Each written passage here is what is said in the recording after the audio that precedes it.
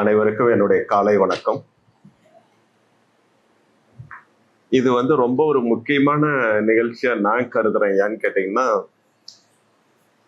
தமிழ்நாடு மத்திய பல்கலைக்கழகம் திருவாரூர் மற்றும் உலக சமுதாய சேவா சங்கம்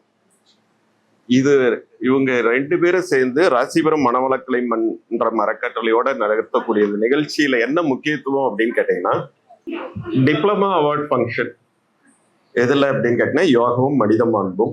அடுத்து போஸ்ட் கிராஜுவேட் முதுகலை படிப்பு சேர்க்கை அறிமுக விழா. இந்த தலைப்பு இந்த நிகழ்ச்சியினுடைய தலைப்பு எங்களுக்கு ரொம்ப முக்கியமா நாங்க கருதுறோம். ஏன்னு கேட்டீங்கன்னா, நாங்க 2 பேரும் இந்த எஜுகேஷன் அப்படின்றதுல, அதாவது ஹையர் எஜுகேஷன் ஒரு பல்கலைக்கழக அளவுல ஒரு 30ல இருந்து 40 வருட அனுபவம் இருக்கிறதுனால இந்த தலைப்பை கேட்ட உடனே எங்களுக்கு தோணுது என்னன்னு கேட்டீங்கன்னா, கண்டிப்பா இந்த ஃபங்க்ஷன் அட்டன் பண்ணும். இது ஒரு என்ன சொல்றது, ஒரு பேராசிரியர்களுக்கு கிடைச்ச ஒரு முக்கியமான ஒரு என்ன பிரச்சனை அப்படின்னு கேட்டீங்கன்னா, எங்க ஒய்ஃப் ஆல்ரெடி சொல்லாங்க, ஆல்ரெடி 62 வயசு ஆகுது, எங்க ஒரு இடத்துல போனாலும் ரொம்ப பேசிடாதீங்க, கரெக்டா பேசுங்க அப்படின்னு முதல்ல ஒரு சின்ன இன்ட்ரோடக்ஷன் எப்பவுமே கொடுத்துறாங்க. உங்களை நான் பார்த்துட்டே இருக்கிற வயசாக அதிகமா பேசுறீங்க அப்படின்னு. அது ஆசிரியர் பதவியிலிருந்து ரிட்டையர் ஆனா உங்களுக்கே தெரியும், கண்டிப்பா பேச வேண்டிய நம்ம தொழில் அந்த மாதிரி வந்தது. அது ஸோ இப்போ நான் எனக்கும் வேதாத்ரி மகரிஷி அவர்களுக்கும் உள்ள ஒரு தொடர்பு பார்த்தீங்க அப்படின்னு கேட்டீங்கன்னா ஒரு விபரீதமானது. நான் மாநில கல்லூரியில் நான் படிச்சது அம்மாபாளையம் புதூர் சண்முகானந்தா நடுநிலை பள்ளி, பாட்டியோட ஊர்ல இருந்து 1ஆவதுல இருந்து 8வது வரைக்கும் அங்க படித்தேன். அப்புறம் ராசிபுரம் போர்டு ஹை ஸ்கூல்ல 9ஆவதுல இருந்து 12வது வரைக்கும். 82ல சென்னை போயிட்டு 24ல திருப்பி ராசிபுரம். 42 வருஷம் சென்னையிலேயே எங்களுடைய வாழ்க்கை முடிஞ்சிருச்சு. முதல் என்ட்ரி எங்கன்னு கேட்டீங்கன்னா, போர்டு ஹை ஸ்கூல்ல இருந்து நேரா பிரசிடென்சி காலேஜ் மாநில கல்லூரியில போய் நான் நுழையும் போது, தமிழ் மீடியத்துல படிச்சுட்டு நான் மாநில கல்லூரி நுழையும் போது பாத்தீங்கன்னா, எனக்கு 1982ல மாநில கல்லூரின்றது வேற விதமான ஒரு சூழ்நிலையில இருக்கும். நம்மளுடைய முன்னாள் குடியரசுத் தலைவர் ராதாகிருஷ்ணன் எனக்கு அங்க படிக்க வாய்ப்பு இல்லையே அப்படின்னு வருத்தப்பட்டவர். அதுக்கப்புறம் அந்த பல்கலைக்கழகத்துல பேராசிரியரா பங்கேற்று போது கூட அந்த பில்டிங் எட்டி பார்ப்பார், அந்த மணிக்கூண்ட, எனக்கு இங்க படிக்க வாய்ப்பு இல்லை அப்படின்னு. ஸோ அந்த மாதிரி ஒரு படிக்கிற எனக்கு வாய்ப்பு கிடைக்கும் போது பெரிய முக்கியமான விஷயம் என்னன்னு கேட்டீங்கன்னா, அங்க போய் விக்டோரியா ஹாஸ்டல்னு ஒண்ணு இருக்கும். அந்த ஹாஸ்டல்ல போகும்போது வார்டன் எனக்கு ஒரு ரூம் அலாட் பண்ணார். எல்லாரும் சொன்னாங்க, சார் அந்த 13ஆம் நம்பர் ரூம் மட்டும் எடுக்காது அப்படின்னாங்க. ஏன்னா அங்க ரொம்ப அது ஒரு சென்டர் இதுல இருக்கும், பயங்கர டிஸ்டர்பன்ஸ் எல்லாரும் வரும். அப்புறம் அந்த வார்டன் சொன்னாரு, எல்லாரும் ஒரு மாதிரி சொல்லுவாங்க, பட் அந்த ரூம்ல தான் ராஜாஜி அவர்கள் தங்கியிருந்தது அப்படின்னாரு. இதெல்லாம் எனக்கு என்னை எதிர்பாராம நடந்த விஷயங்கள். சரி, மாநில கல்லூரியில் நுழையும் போது என்னாச்சு அப்படின்னு கேட்டீங்கன்னா, இங்க இருந்து தமிழ் மீடியத்துல படிச்சுட்டு அங்க போகும்போது மொத்தம் 20 பேர் தான் இந்த ஜியாலஜின்ற படிப்புக்கு. நானும் என் கூட மதுரையில இருந்து ஒரு பையன் 2 பேர் மட்டும்தான் தமிழ் மீடியத்துல படிச்சாங்க. மீதி எல்லாம் சென்னையிலேயே படித்து வந்தக்கூடிய மாணவர்கள், எல்லாம் இங்கிலீஷ் மீடியம். எந்த மாதிரியான ஸ்கூல்னு கேட்டீங்கன்னா, டான் பாஸ்கோ அந்த மாதிரியான ஸ்கூல். திடீர்னு இங்கிலீஷ் மீடியத்துல போய் அந்த மாநில கல்லூரியில வகுப்புல உட்காரும் போது பாத்தீங்கன்னா, எனக்கு ஒண்ணுமே தெரியல, என்னங்க இந்த உலகத்துல இருக்கிறோம் அப்படின்ற மாதிரியான ஒரு இது. அதுல இருந்து என்னுடைய படிப்பு தொடங்கும் போது எனக்கு கிடைச்ச முக்கியமான இது, என்ன வாழ்க்கையில உயர்த்தியது எது அப்படின்னு கேட்டீங்கன்னா, நான் அம்மாபாளையம் புதூர் ஸ்கூல்ல படிக்கும் போது எனக்கு இருந்த ஆசிரியர், அதுவும் தனபாக்கின்ற ஒரு டீச்சர் சொன்ன ஒரு அறிவுரை தான் எப்படி இப்போ இவங்க எல்லாம் பேசுறதுக்கு முன்னாடி சொன்னாங்க. என்ன சொன்னாங்க, நீங்க டீச்சர்ஸுங்கெல்லாம் நீங்க வழிகாட்டியா இருந்து அடுத்தவங்களை ட்ரெயின் பண்ணாங்க, புரியுங்களா? அப்போ அவங்க சொன்னதை தான், இந்த மாதிரி நீ போறேன்னு வாழ்க்கையில ஒண்ணு மட்டும் நீ பண்ணக்கூடாது, எப்பயுமே நீ புரிஞ்சுக்கோ, உண்மைதான் பேசணும், நேர்மையா இருக்கணும், அடுத்தவங்களுடைய பொருளுக்கோ இதுக்கோ ஆசைப்படக்கூடாது. இது என்னுடைய ஸ்கூல் தனபாக்கியம் டீச்சர் சொன்ன அறிவுரை. நீங்க நம்ப மாட்டீங்க, அது அந்த 42 வருடமும் நான் கடைபிடித்ததுனாலதான் நான் ஒரு பேரோடும் புகழோடும் அந்த பல்கலைக்கழகத்திலிருந்து நான் வெளியே வந்தேன். ஸோ இந்த 42 வருட அனுபவத்துல வேதாத்ரி மகரிஷி கூட எங்க வருது அப்படின்னு கேட்டீங்கன்னா, ரொம்ப நான் எம்எஸ்சி பரும்போது இங்கிருந்து வில்லேஜ்ல இருந்து போயிருக்கோம், அத்தனை பேரும் இங்கிலீஷ் மீடியம் பசங்க, எப்படி இந்த காம்படிஷன் உலகத்துல வந்து எப்படி வந்து முன்னேறது அப்படின்றது ஒரு பெரிய சேலஞ்ச். அப்போ வந்து படிக்கும்போது நான் என்ன பண்ணேன், திடீர்னு பார்த்துட்டு ஹாஸ்டல்ல வந்து ஒரு சில இடத்துல எனக்கு அமைஞ்ச ஃப்ரெண்ட்ஸு வந்து பார்த்தீங்கன்னா, நான் பிஜி வரும்போது, எம்எஸ்சி வரும்போது ஒய்எம்ஐஏ யங்மன் இந்தியன் அசோசியேஷன் ஒன்று இருக்கு. அதனுடைய ஹாஸ்டல் வந்து மயிலாப்பூர்ல இருக்கும். அங்க போய் நான் ஃபர்ஸ்ட் ஜாயின் பண்ணும்போது இந்த ஹாஸ்டல் அட்மிஷன் கொடுக்குறது மாநில கல்லூரி வரீங்க, அங்கெல்லாம் சிஏ ஸ்டூடெண்ட் தான் இருப்பாங்க. எப்படிப்பா அவனை கொடுக்கறது சரின்ட்டு நான் சொல்லி ஜஸ்டிஃபை பண்ணி எப்படி அட்மிஷன் அங்கே வாங்கி போகும்போது எனக்கு பக்கத்துல என் கூட ரூம்ல தங்கி இருந்த சிஏ படிக்கக்கூடிய ஒரு மாணவர் தான் சொன்னாரு வந்து, நம்ம திருவான்மியூர் போகலாம், அங்க வந்து வேதாத்திரி மகரிஷி ஒருத்தர் வராரு, அங்க போய் நம்ம இந்த யோகா பண்ணோம்னா கான்சென்ட்ரேஷன் நல்லா வரும், நீ வேற ரொம்ப உயர கொடுத்து படிச்சிருக்க. நான் அப்ப வந்து எப்படின்னு கேட்டீங்கன்னா பிஎஸ்சியில ஃபர்ஸ்ட் இயர்ல ஒண்ணுமே லாங்குவேஜே புரியாத போது 3வது வருஷம் வரும்போது யூனிவர்சிட்டியினுடைய செகண்ட் ரேங்க் 13 மார்க்ல வந்து ஃபர்ஸ்ட் ரேங்க் மிஸ் பண்ணேன். ஒரு வெறி என்னன்னு கேட்டீங்கன்னா எம்எஸ்சியில கோல்டு மெடல். என்னுடைய ஒரே இலக்கு வந்து எம்எஸ்சியில. அப்ப அவர் சொன்னாரு, நீ எம்எஸ்சியில கோல்டு மெடல் யூனிவர்சிட்டி ரேங்க் வாங்கணும்னு நீ ட்ரை பண்ற, நீ கண்டிப்பா இந்த யோகா படிச்சேன்னா இன்னும் நிறைய கான்சென்ட்ரேஷன் வரும், சரி வந்து இது மாதிரி திருவான்மியூர் போலான்ட்டு. அப்பதான் 1985ல திருவான்மியூர் ஆபீஸ்ல வேதாந்திரி மகரிஷி அவர்கள இந்த ஒரு டிஸ்டன்ஸ்ல நான் பார்க்கக்கூடிய ஒரு வாய்ப்பு கிடைக்கும்.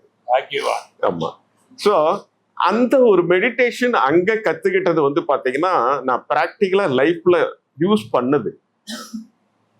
அந்த வெறி வந்து பாத்தீங்கன்னா 50 மார்க் வித்தியாசத்துல ஃபர்ஸ்ட் ரேங்க் செகண்ட் ரேங்க்கும் யூனிவர்சிட்டி ரேங்க் வாங்கினேன். அப்ப வந்து யூனிவர்சிட்டியில என்ன பண்ணிட்டாங்கன்னா, யூனிவர்சிட்டியினுடைய ரேங்க் குவாலிட்டிஸ் எல்லாம் ரொம்ப நதாதுன்னு கவர்மெண்ட்ல ஒரு சீரியஸான ஒரு ஸ்டெப்ஸ் எடுத்து, இனிமேல் வந்து மெட்ராஸ் யூனிவர்சிட்டியில படிக்கக்கூடிய பசங்களுக்கு வந்து 2 எவாலுவேஷன், ஒன்னு வந்து வித்தின் தமிழ்நாடு, ஒன்னு அவுட் சைட் தமிழ்நாடு, 2 எவாலுவேஷன் மார்க்கையும் ஆவரேஜ் எடுத்து போட்டு அது பேஸ் பண்ணி தான் பாஸ் போட முடியும். பயங்கர ரெஸ்ட்ரிக்ஷன். ஃபர்ஸ்ட் கிளாஸ் 60% வாங்குறதே ரொம்ப அபூர்வமானதுல நான் எப்படி ரேங்க் வாங்கினேன் அப்படின்னு கேட்டீங்கன்னா, என்னுடைய சப்ஜெக்ட் மட்டும் இல்லை, எல்லா சயின்ஸ் அண்ட் ஆர்ட்ஸ்லயும் ஃபர்ஸ்ட் அப்படின்ற ஒரு ரேங்க் வாங்கும்போது என்னுடைய கோல்டு மெடல் எனக்கு கவர்னர் கொடுக்கும்போது என் கூட ஆனரரி டாக்டரேட் வாங்கினது வந்து அதுக்கு முன்னாடி மறைந்த எம்எஸ் சுப்புலட்சுமி அம்மா அவர்கள். ஸோ அவங்க கூட வந்து நான் அதுக்கப்புறம் என்னுடைய கேரியர் வந்து அப்படியே கண்டினியூ ஆச்சு.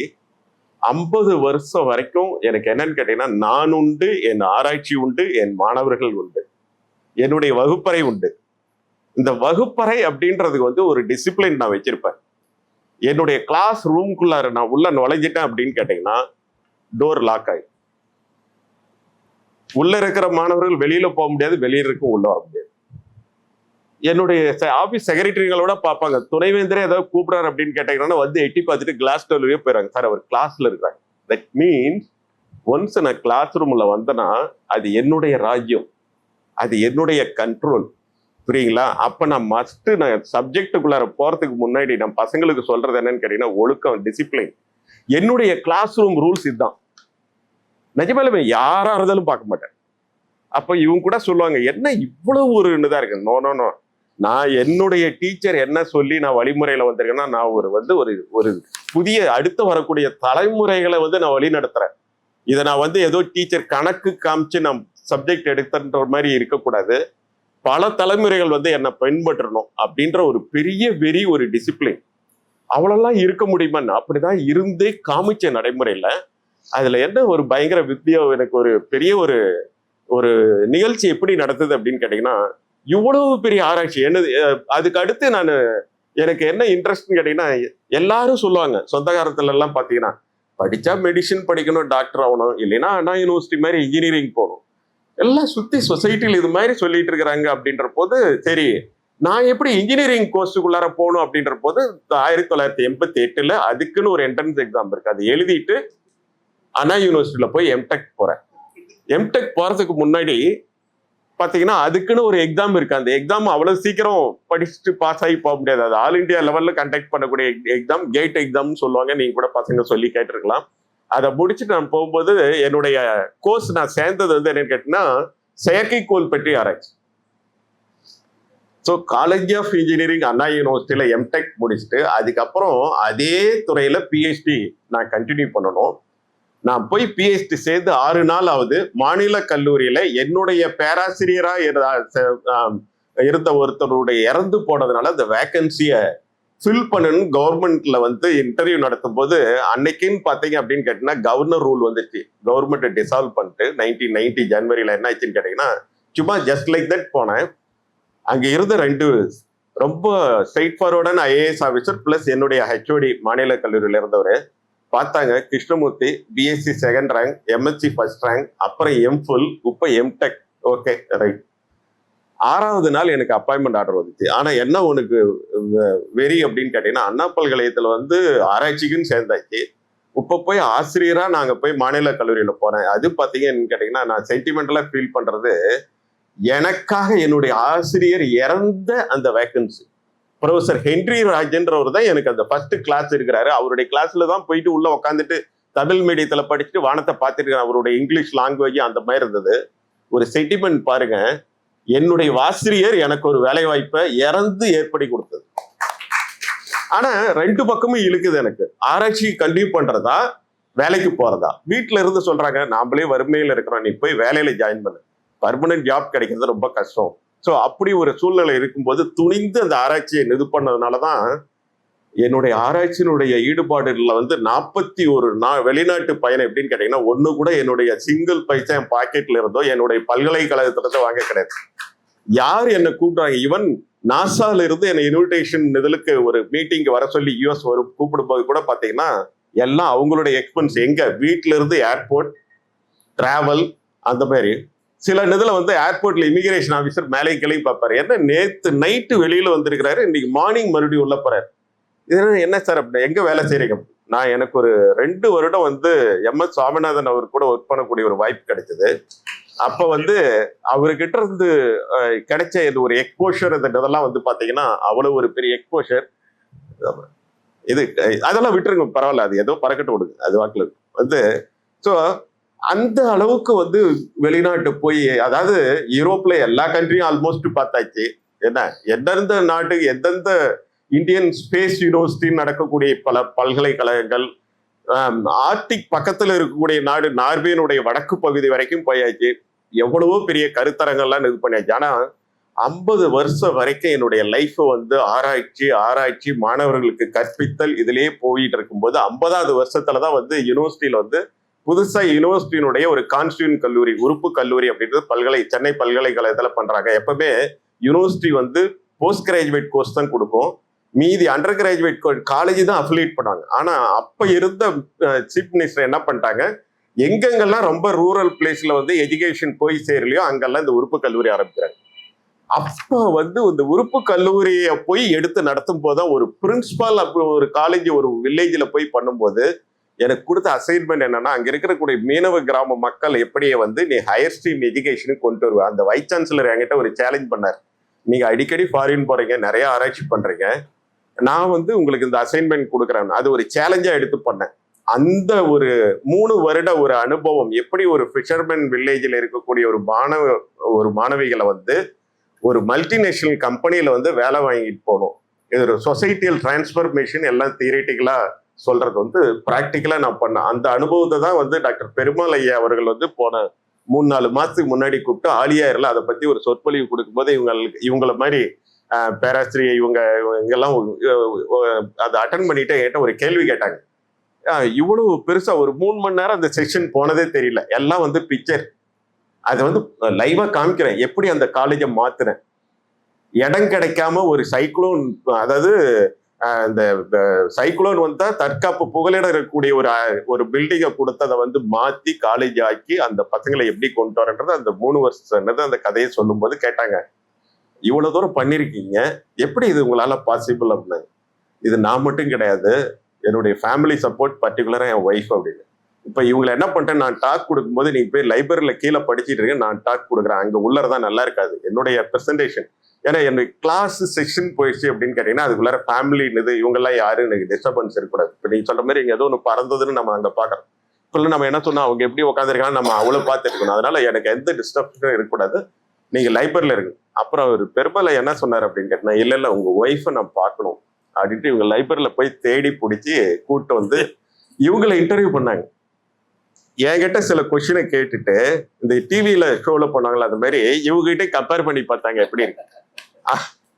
ஸோ அந்த மாதிரி ஒரு ஜேர்னியை எடுத்துக்கிட்டு வந்து அப்பதான் எனக்கு தெரியும் நாம படிச்சது நம்ம கத்துக்கிட்டது ஒரு ஏழை மாணவர்களை மாத்தி வழிமுறைக்கு எப்படி கொண்டு வரணுன்ற போது மறுபடியும் அங்க எனக்கு ஒரு சேலஞ்ச் எப்படின்னு கேட்டீங்கன்னா ரொம்ப ஒரு அஜிடேஷன் ஸ்டேஜில் இருக்கக்கூடிய மாணவர்கள். இப்பதான் மாணவர்களுக்கு சொல்றாங்க 20 செகண்டுக்கு மேல எதுலையும் ஃபோக்கஸ். மாணவர்கள் மட்டும் இல்லாத பெரியவங்களும் இப்போ அப்படிதான் இருக்கிறாங்க. மொபைல் வந்துருச்சுன்னு கேட்டீங்கன்னா தனி உலகத்துக்கு போயிடாது. அந்த பழக்கம் எல்லாத்துக்குமே இருக்கு.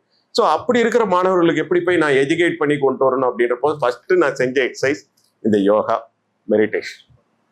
இதையும் ஒரு சில ஆசிரியர்களை கூப்பிட்டு அதை பண்ணி இதை செயல்முறையில் அது நான் பண்ணி காமிச்சிருக்காது. அதனால என்னுடைய இந்த 42 வருட அனுபவம் எப்படி ஆச்சுன்னு கேட்டீங்கன்னா சும்மா ஏதோ புக்ல படிக்கிறதில்ல, படிச்சதை கேட்டதை செயல்முறைப்படுத்தி பண்ணதுல வந்து பார்த்தீங்க அப்படின்னு கேட்டீங்கன்னா எனக்கு பெரிய ஒரு டெஃபினிஷன். நான் வாத்தியரா இருந்ததுல நான் பட்ட ஒரு நிதி என்னன்னு கேட்டீங்கன்னா என்னுடைய ஒழுக்கத்திலிருந்து என்னுடைய நேர்மையிலிருந்து எங்கேயும் தவறிடக்கூடாது. எப்பவுமே நம்மளுக்கு அதில் ஒரு பெரிய விழிப்புணர்வோட இருக்கணும். எந்த ஒரு இடத்துலையும் இது பண்ணிடக்கூடாது. ஒரு அட்மிஷனா இருக்கட்டும், ஒரு எவாலுவேஷனா இருக்கட்டும், எல்லா இதுலயும் வந்து நேர்மை நேர்மை நேர்மை அப்படின்ற இதுலயே போனதுனால எனக்கு வந்து நிறைய நண்பர்களும் கிடையாது.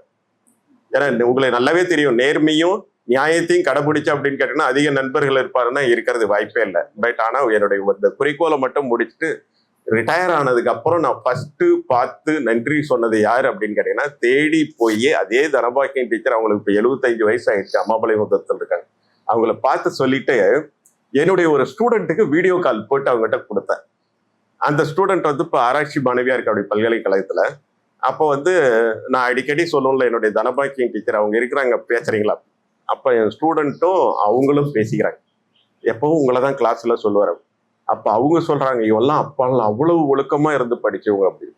ஸோ அதனால இதுல என்ன நான் சொல்றேன்னா ஆசிரியர்கள்னு நீங்க வந்துட்டீங்கன்னா கண்டிப்பா நம்ம மேல வந்து நம்மளை பாக்குறாங்கல்ல, கடவுள் மகரிஷி பார்த்துட்டு இருக்கிறேன் என்ன ஒழுக்கத்திலையும் நேர்மையில இருந்து மாறவே முடியாது, மாறக்கூடாது. ஸோ அந்த ஒரு என்னது இப்போ இது ஒரு முறை போயிட்டு இருக்கு. அதுக்கு அடுத்து எனக்கு வந்து ரிட்டையர் ஆனதுக்கு அப்புறம் யோசிக்கும் போது சரி என்ன பண்ணலாம் ரிட்டையர்மெண்ட்டுக்கு அப்புறம் அப்படின்ற போது நாங்க யோசிச்சு வந்து எந்த ஒரு சேவை நம்ம செஞ்சாலும் அது நம்ம ஊர்ல இருந்துகிட்டு இங்க இருக்கக்கூடிய உங்ககிட்ட தொடர்பு கொண்டு எதையாவது ஒன்று செய்யணுன்றதுக்காக தான் நாங்க ராசிபுரம் திருப்பி இங்க வந்ததுக்கு அதுதான் ஒரு முக்கிய காரணம். அதுல இந்த மாதிரியான ஒரு சில அறிமுகங்கள் அப்படின்றது வந்து உண்மையாலுமே இது மகரிஷி கொடுத்தது. நான் போய் வந்து ஆராய்ச்சி மாணவர்களுக்கு ஒரு விளக்கம் கொடுக்கணுன்றது வந்து அவர் கூப்பிட்டார் அப்படின்னு கேட்டீங்கன்னா அதுக்கு முதல்ல என்ன ஆச்சுன்னு கேட்டீங்கன்னா நான் இந்த கோர்ஸை வந்து யூனிவர்சிட்டியில இன்ட்ரடியூஸ் பண்ணேன். ஒரு சாஃப்ட் ஸ்கில் கோர்ஸா எப்படி போஸ்ட் கிராஜுவேட் ஸ்டூடெண்ட் கொண்டு வரதுன்றது உங்களுக்கு தெரியும். ஒரு கவர்மெண்ட் செட்டப்ல ஒரு நிலத்தை எடுத்துட்டு போறதுன்னா அதுல எவ்வளவு சேலஞ்சஸ் இருக்கும் அப்படின்றது நீங்க அனுபவப்பட்டிருப்பீங்க. அதுக்குள்ளார கொண்டு போறதுக்கு முன்னாடி நான் ஃபர்ஸ்ட் வந்து பேசிக் கோர்ஸ்ல இருந்து நான் முதல்ல அதை கிளீனா படிச்சுட்டு அதுக்கப்புறம் தான் நான் அதை எடுத்துட்டு போனோன்ற. நாங்க 2 பேரும் போய் 23 டிசம்பர் நாங்க ஃபர்ஸ்ட் அந்த கோர்ஸை முடிச்சோம். கடைசியா நான் பல்கலைக்கழகத்திலிருந்து ரிட்டையர் ஆகிறதுக்கு ஒரு சில வாரங்களுக்கு முன்னாடி நான் பண்ணினது என்னன்னா அவங்க எஸ்கேஎம் மயிலானந்தம் ஐயா அவர்களை கூப்பிட்டு பல்கலைக்கழகத்துல அந்த புரிந்துணர்வு ஒப்பந்தம் போட்டு முடித்த ஒரு நிகழ்ச்சி தான் நான் என்னுடைய என்ன சொல்றது ரிட்டையர்மெண்ட்டுக்கு முன்னாடி பண்ண ஒரு முக்கியமான ஒரு பங்கு. ஸோ இந்த அளவுக்கு வந்து பாத்தீங்கன்னா இது வந்து நான் நினைக்கிறது எப்படின்னு கேட்டீங்கன்னா ஏதோ அவருடைய வேதாத்ரி மகரிஷினுடைய ஒரு ஆசி எனக்கு இருக்கிறதுனால இவ்வளவு தூரம் வந்து இன்னைக்கு உங்க முன்னாடி உட்காந்து இந்த விழாவில் நான் பங்கேற்கிறேன் அப்படின்னு கேட்டீங்கன்னாலும் அது மேபி அவருடைய எண்ணதுலதான் நான் இது பண்ணிட்டு இருக்கிறேன்னு எனக்கே தோணுது. இது இன்னும் என்ன வருது அப்படின்னு கேட்டீங்கன்னா இன்னும் இதெல்லாம் வந்து எப்படி எடுத்துட்டு போறது நிறைய சேலஞ்சஸ் இருக்குங்க. நான் சொல்ற மாதிரி கிளாஸ் ரூம்ல வந்து நீங்க உட்காந்துட்டு யோகா கிளாஸ்ல பண்ணீங்கன்னா வந்து பார்த்துட்டு இவர் என்ன இப்படி இருக்கிறான்னு போயிடுவார். புரியுங்களா? ஒரு அரசு பல்கலைக்கழகத்துல நமக்குன்னு கொடுத்த ஒரு நிதல பண்ணும்போது சர்டன் பவர்ஸ்குள்ளார அது பண்ணலாம். ஆனா நம்ம இந்த யோகா சொல்லி கொடுக்கும்போது நம்ம பண்ண முடியுமா அப்படின்னா ரொம்ப கஷ்டம். இப்ப இருக்கக்கூடிய சூழ்நிலை அப்படின்றது பாத்தீங்கன்னால அது எங்கேயோ போயிட்டு இருக்கு. அது இவ்வளவுதான் கிடையாது, எங்க போய் முடியும் அப்படின்றது நமக்கும் தெரியல, யாரை கட்டுப்படுத்த முடியும் அப்படின்றது நமக்கு தெரியல. உலகத்துல பல நுண்ணறிவுகள்லாம் வந்துட்டு இருக்கு. அது வந்து இந்த ஆர்டிபிஷியல் இன்டெலிஜென்ஸ் இந்த என்ன சொல்றது செயற்கை நுண்ணறிவுன்றது வந்து அது ஒரு பக்கம் டாமினேட் பண்ணிட்டு இருக்கு. இதுல வந்து நம்மளுடைய யோகாவை வந்து எடுத்துட்டு போய் மக்களுக்கு சொல்றது அப்படின்றது வந்து உண்மையா ஒரு ஈஸியான விஷயமே கிடையாது. நமக்கு நிறைய பொறுமை வேணும். புரியுங்களா? என்னதான் நம்ம வழி நடத்தி ஒழுக்க முறைகளை சொல்லி கொடுத்தாலும் அதை பின்பற்றுறதுக்குன்னு இன்னைக்கு சொசைட்டில இருக்காங்களா அப்படின்னு பாத்தீங்கன்னா அது ரொம்ப கஷ்டமான சேலஞ்சான பார்ட்டு. இதுல நிறைய இருக்கு. ஆனா ஒன்னும் மட்டும் எனக்கு நல்லா தெளிவே தெரியுது. நேத்து ஒரு சின்ன ஒரு யூடியூப் வீடியோ பார்த்தேன் நானு. சைனாவில் எல்லாத்தையும் ஆர்டிபிஷியல் இன்டெலிஜென்ஸ் பேஸ்டு ஒரு பேஷன் போய் ஒவ்வொரு மிஷின் முன்னாடி உட்காந்துருந்தா டெம்பரேச்சர் மெஷர் பண்ணுது, ப்ரெஷர் மெஷர் பண்ணுது, எல்லாத்தையும் முடிச்சுட்டு கடைசியில் அந்த ரோவை முடிச்சுட்டு போகும்போது அதுவே வந்து அனாலிசிஸ் மெடிக்கல் ரிப்போர்ட்டை வச்சு டேப்லெட் வரைக்கும் பிரிஸ்கிரிப்ஷன் பண்ணி கொடுத்துருது. Right, fine. அவங்க என்ன சொல்றாங்க, ஏல பாருங்க எந்த அளவுக்கு அட்வான்ஸ்டா போயிட்டாங்க. ரைட். ஆனா அதே சமயத்துல நீங்க நினைச்சு பாருங்க, ஒரு நம்ம ஊர் டாக்டர் செதாஸ்கோப்பை வச்சு பார்த்து ஒன்னும் இல்லைங்க 2 நாள்ல சரியாயிரும் அப்படின்னு இந்த சொல்ற வார்த்தைக்கும் இந்த ஏல உட்காந்து என்னதான் பண்ணி முடிச்சுட்டு அது டேப்லெட் கொடுத்தாலும் ஒரு மிஷின் முன்னாடி பண்றது ரெண்டுக்கு வித்தியாசம் இருக்கு. ஆனா எல்லாமே டெக்னாலஜி வரும்போது எப்படி போகும்னு கேட்டீங்கன்னா ரொம்ப ஆடம்பரமா போகும். அது ஒரு லெவலுக்கு போய் வரும். அது வரும் வரைக்கும் நமக்கும் பொறுமை தேவை. நாம என்ன பண்ணணும்னு கேட்டீங்கன்னா, முதல்ல டீச்சர்ஸ் கிட்ட வரும்போது நானே சில சமயம் இவங்க சொல்லுவாங்க, அந்த எல்லாமே வந்து அது ஏஐ பேஸ்டு இன்ஃபர்மேஷனே இருக்குன்னு அதுக்குள்ளார ஏன் போகணும்? ஏன் புத்தகத்தை எடுத்து படிக்கிறது? அந்த புத்தகத்தை எடுத்து படிக்கிறன்ற ஹேபிட் வந்து இப்போ நமக்கு எப்படி மாறிட்டு வருது அப்படின்றது தெரியும். இந்த செல்போன் வந்ததுல இருந்து செல்போன் யாரையுமே நிம்மதியா விடுமா அப்படின்றது நமக்கு தெரியல. அந்த அளவுக்கு ஒரு நான்லாம் போனோடனே நான் சொல்லுங்க, வாஜார் என்ன பாரு, என் செல்போன் இருக்கு, இப்போ ஏர்பிளைன் மோட்ல இருக்கு, என்னை யாருமே ரீச் பண்ண முடியாது. நிறைய தடவை என்ன பண்ணாங்கன்னா, என்ன ரீச் பண்ண முடியும்ட்டு இவங்கள போனை பண்ணிட்டு டிஸ்டர்ப் பண்ணாங்க, அவர் ரீச்சே பண்ண முடியல. நீங்க ஏர்பிளைன் மேல போடுறீங்க, எல்லாரும் என்ன தூக்கிட்டா ரொம்ப அர்ஜென்ட். அது ஸோ இதுதான் சுச்சுவேஷன். அப்படி போயிடுச்சு. இதுக்கு இடையில நாம வேதாந்திரி மகரிஷியோட கொள்கைகளை, அந்த யோகாவினுடைய இதெல்லாம் எப்படி நம்ம எடுத்துட்டு போகணும் இருக்கிற சமுதாயத்தில் அப்படின்றது இதுல நிறைய சேலஞ்சஸ் இருக்கு. இதுல நம்மளுடைய பொறுமை நமக்கு தேவை. நம்மளுடைய திங்கிங்கை மாத்திக்கிறோம். நான் அப்போ ஒரு கிளாஸ் ரூம்ல போட்ட ரூல்ஸ் எல்லாம் இப்ப நான் போட்டு பண்ண முடியுமா அப்படின்னு கேட்டீங்கன்னா கண்டிப்பா முடியாது. ஆனா இவ்வளவு பிரச்சனைக்கு இடையில மறுபடியும் மக்கள் வருவாங்களா யோகா அப்படின்னு கேட்டீங்கன்னா வர்றதுக்கு கண்டிப்பா உண்டு. ஏன்னு கேட்டீங்க அப்படின்னா இன்னைக்கு பல்கலைக்கழகத்துல கூட எந்த கோர்ஸுக்கு அதிக டிமாண்ட் இருக்குன்னா கவுன்சிலிங் சைக்காலஜி. நான் டீன் ஸ்டூடெண்டா இருக்கும்போது 2 ஸ்டூடெண்ட் கவுன்சிலர்ஸை வச்சு ஸ்டூடெண்ட் பசங்களுக்கு கவுன்சிலிங் பண்ணேன். ஒரு பையன் எப்பவுமே சிரிச்சுட்டே இருப்பான். அவன் என்ன சொல்ல, என்ன சார் நீங்க போய் கவுன்சிலர் தனியே ஒரு ரூம் கொடுத்து ஒவ்வொரு ஸ்டூடெண்டா போங்க, வரிசை என்னுடைய ஆராய்ச்சி மாணவர்கள் ஒவ்வொருத்தரா உள்ள போங்க, ஆளுக்கு 1/2 hour ஸ்லாட். ஒரு மாணவர் வந்து எப்பவுமே சிரிச்சுட்டே இருப்பான். சார் நீங்க ரொம்ப இது பண்ணீங்க சார், எங்களுக்கு என்ன பைத்தியமா பிடிச்சி நாங்க ஏன் கவுன்சிலர் கிட்ட போகணும், நீ ஒன்னும் இல்லப்பா 1/2 hour ஸ்லாட், நீ 2 நிமிஷம் போயிட்டு அவங்ககிட்ட பேசிட்டு கூட வந்துடும், உனக்கு பிடிக்கலைன்னா அப்படின்னு. நீங்க நம்ப மாட்டீங்க, இப்போ 2 ஸ்டூடெண்ட் போனாங்க, வந்தாங்க 1/2 மணி நேரம் கழிச்சு. இந்த ஸ்டூடெண்ட் போனா இவன் வந்துருவான்னு தான் நினைச்சு நாங்களும் பார்த்தோம். கடைசியில் என்னாச்சுன்னு கேட்டீங்கன்னா 2 மணி நேரம் ஆயிடுச்சு, 3 மணி நேரம் ஆயிடுச்சு. கம்ப்ளீட்டா எல்லாரும் மித்த ஸ்டூடெண்ட் வெயிட் பண்றவன் வரவே இல்லை. அவன் உள்ள போயிட்டு என்னப்பா அவன் ஃபேமிலி பேக்ரவுண்ட், அவங்க ஃப்ரீயா உட்காந்து ஃப்ரீயா பேச சொல்றாங்கல்ல, பேசின உடனே அப்படியே அவன் மைண்ட்ல இருக்குது அத்தனை கஷ்ட நஷ்டங்களும் வெளியில வந்து அவன் எல்லாத்தையும் வாமிட் பண்ணிட்டான். அந்த அவங்க கிட்ட கடைசியில வந்து வெளியில வந்து யார்கிட்டையும் காமிச்சிக்க கூடாதுன்னு காலேஜ் இருந்து கிளம்பும்போது கார் பார்க்கிங் ஏரியால மறைஞ்சு நின்று வெயிட் பண்றான். பார்த்துட்டு நேராக வந்துட்டு சார் கையை பிடிச்சிட்டு சொல்றேன், ரொம்ப நன்றி சார், இன்னைக்கு தான் சார் என் மனசை திருப்தியா இருக்கு. புரியுங்களா? எல்லாம் ஆரம்பத்துல சொல்றது மக்கள் வந்து வெளியில வச்சிருக்கிறது ஒரு கோட்டிங். புரியுங்களா? வெளி மேடையில பேசுறது இன்னைக்கு எல்லாம் உலகம் அப்படிதான் இருக்கு. யூடியூப்ல இப்ப நான் கூட கண்டென்ட் எடுத்து போல, எனக்கு அதை போய் வியாதி ஆயிப்பேன், அதையும் போட்டுட்டு இருக்கிறது. ஏன்னா நாம மோட்டிவேஷன் பண்றது நம்ம வேலை இல்லை. வேணும்னா மக்கள் வரட்டும், நம்ம சொல்ல போறோம், கொடுக்க போறோம், அவ்வளவுதான வெளியே. இதை நம்ம விளம்பரப்படுத்தணும். நல்ல இது எதுக்கு சொல்றோம் அப்படின்னு கேட்டீங்கன்னா, நடைமுறையில மக்களுக்கு சேவை செய்யறதுன்றது வேற, இதையே வந்து ஒரு விளம்பரமாக்கி நம்ம பெரிய ஆள் ஆக்கின்றது வேற. இன்னைக்கு நாடு அதை நோக்கி தான் போயிட்டு இருக்கு. இன்னைக்கு யோகா டீச்சர்ஸுங்களை கூப்பிட்டு இன்னைக்கு ஒரு யோகா டீச்சர் அப்படின்னு கேட்டீங்கன்னா உங்களுக்கு வேண்டிய அந்த ரெகக்னேஷன், அந்த மதிப்புன்றது இருக்கு. இன்னைக்கு சொசைட்டியில் பார்த்தீங்கன்னா இந்த அம்மா ஏதோ சொல்றாங்க அப்படின்னு தான் இருப்பாங்களோடைய அதோடைய வேல்யூ வந்து இன்னும் சொசைட்டியில சேர்ந்துருக்கா அப்படின்னு கேட்டினா இல்லை.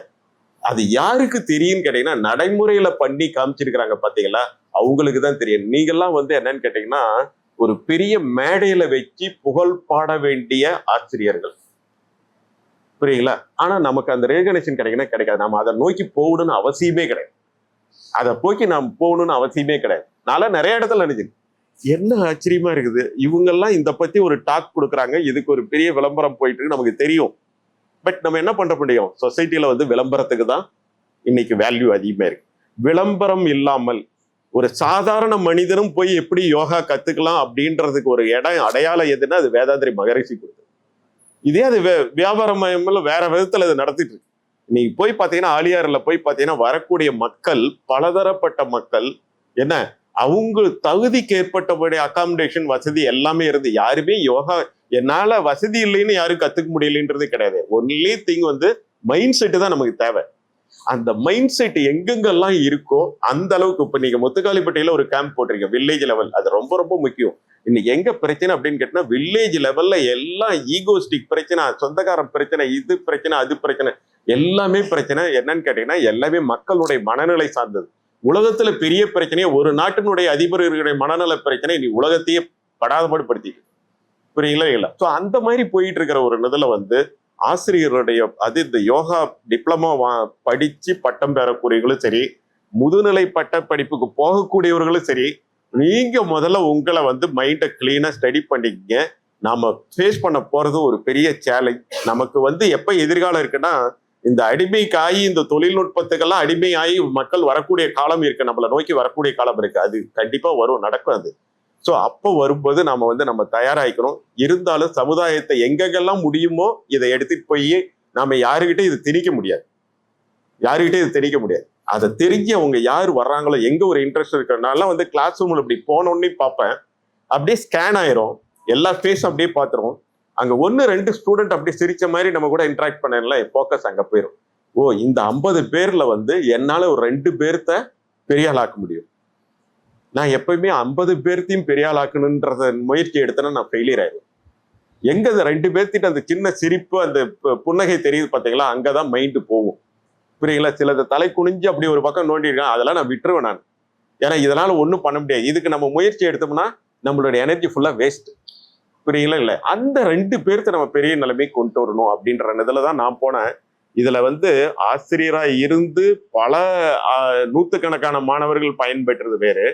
என்னுடைய வாழ்க்கையில நான் ஒரு குறிக்கோள் எடுத்தது எப்படின்னு கேட்டீங்கன்னா, இந்த கிராமத்துல போய் ஒரு கல்லூரி உருவாக்கி இந்த மீனவ கிராமத்து மாணவர்களை பெரிய நிலைமை கொண்டு வரணும்னு அந்த ப்ராஜெக்ட் பண்ணும் பாத்தீங்களா, அப்பதான் எனக்கு தோணுச்சு என்னுடைய வாழ்க்கையில 1000 மாணவர்களை என்னால படிக்க முடியாது, வாழ்க்கையில எதுவும் பண்ண முடியாது, லட்சியத்தை அடைய முடியாதுன்னு இருந்த மாணவர்களை ஒரு 1000 பேருத்தினாச்சும் என் லைஃப் டைம்ல மாத்திரம்னு பண்ணி அதுல 600க்கு மேல நான் என்னுடைய சர்வீஸ்லயே பண்ணிட்டேன். மீதி 300-400 இருக்கு. அது மகரிஷி என்ன சொல்லியிருப்பாருன்னா, ஆஃப்டர் ரிட்டையர்மெண்ட் இது மாதிரி எல்லாம் இருக்காங்க சில பேரு, அவங்களுக்குள்ள சேர்ந்து நீ ஏதாவது பண்ண வேண்டியது இருக்கும் அப்படின்றது இன்னும் கொஞ்சம் ரிமைனிங் இதை மகரிஷி எனக்கு கொடுத்துருப்பாருன்னு என்ன நம்புறேன் அதுல. ஸோ அது கரெக்டா நாம எல்லாம் சேர்ந்து செயல்படுவோம். உங்களுக்கு எல்லாருக்கும் என்னுடைய பணிவான வணக்கங்கள். இந்த ஒரு வாய்ப்பு கொடுத்ததுக்கு கந்தசாமி ஐயர்களாகட்டும், இது உழவர் ஐயாவை பத்தி நான் நிறைய இவங்க அருள்செல்வி என்கிட்ட சொல்லியிருக்காங்க. அவங்க இவங்களும் ஸ்கூல் மேட்ஸு, அவங்களுக்கு சீனியர் இவங்க ஸ்கூல்ல. ஸோ அது மாதிரி நிறைய உங்களை பத்தி சொல்லியிருக்காங்க. இன்னைக்குதான் நேரில் சந்திக்கக்கூடிய ஒரு வாய்ப்பு. அடுத்து ராசிபுரத்துல எனக்கு ஒரு பெரிய கான்டாக்ட் இந்த எண்ட்லயும் அந்த எண்ட்லயும் உட்காரவங்க இவங்க 2 பேரும் ஆலியார்ல இருக்கும்போது 1 வீக் அவங்க கூட இருக்கும்போது அந்த செக்ஷன் ஃபுல்லா அவங்க பார்த்தாங்க. அதுக்கப்புறம் தான் எங்களுக்கு இப்படி ஒரு ஓகே ராசிபுரத்துல இருந்து இப்படி ஒரு ரிசோர்ஸ் இருக்கா, ராசிபுரத்துக்கு எங்களை எக்ஸ்போர்ட் பண்ணது அவங்க 2 பேர் தான். அந்த இது அவங்களே தான் செய்யறது. ரொம்ப நன்றி. Thanks.